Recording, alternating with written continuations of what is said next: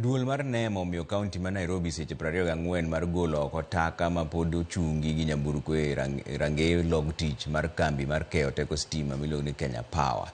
Taka go nopuki okinyi manyoro gi tend kaunti ma Nairobi mabandho kambi mar Kenya Power gowi maromo siling bilion 4.8 ma giwacho ni osechokore kuom kinde buora.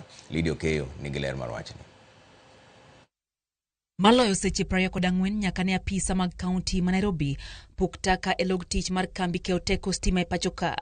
Ranyisi pod nitiere ni gwandruok e kind kambi no kod tend kaunti ma Nairobi pod omoko.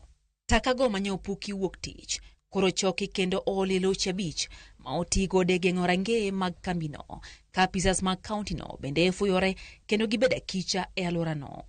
Apisa maya duol marango weche mag alwora e pacho ka NEMA ne ochopo e log tich mar kambino kendo golo chik mondo mi tend kaunti no gol loche oko kendo gimany yore mamoko ma ginyalo tieko godo gwandruok ma kamano to ka ok kamano to koro gibuogo chwalo gi e doho. We are issuing an order to the Nairobi County government to make sure that these vehicles are removed. This area now is infested with worms and smell, and we don't know whether there were rats in that waste which could have escaped into the neighborhood. Takago sekelo midhiero kod lal newego hala mani alora no manyo chuno mondo mi olor ohelni mag kalore kod tik marach mane oriembo jong'ieo. So we do have about 15 tenants. Kenya Power is just one of the tenants. And it's quite unfortunate that this matter that has got nothing to do with the building, has got nothing to do with the landlord, is really affecting other innocent parties, including our tenants. We are warning you, remove your trucks. Remove your trucks. We are giving you 24 hours. Failure to do that, please don't complain. We will take it upon ourselves, Kenya Power employees, because this is interfering with our work. We have no problem with Kenya Power.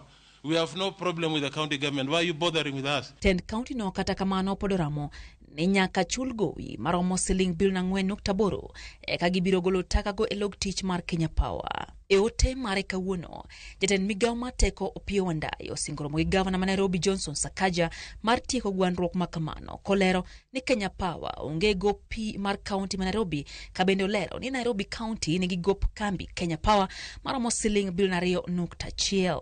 Matimore kamoko kuom jotelo e kaunti ma Nairobi bende ogolo duondgi e wach makama.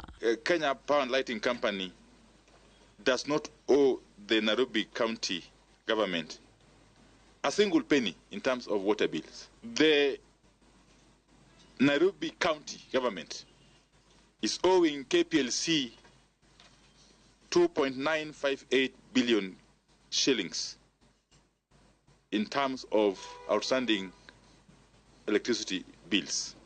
I will be engaging the governor after this, but even as I seek to do so, I'm hoping that the county government of Nairobi will move with speed to restore water supply to the KPLC facilities.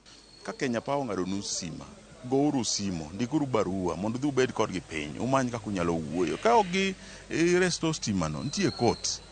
En gima lit ahinya ni ng'ato nyalo kawo sheria mkonone gina lwete moamua ni kawuono odhi olo takataka e mbele ofis ng'ato. Ma en achiel kuom nyamburko 5 mano okelo odiochieng' manyoro kopong' kod taka e log tich mar Kenya Power and Lighting Company akoro en rito kod neno kabile tend kaunti ma Nairobi biro golo geche mag taka gi kata owoyo.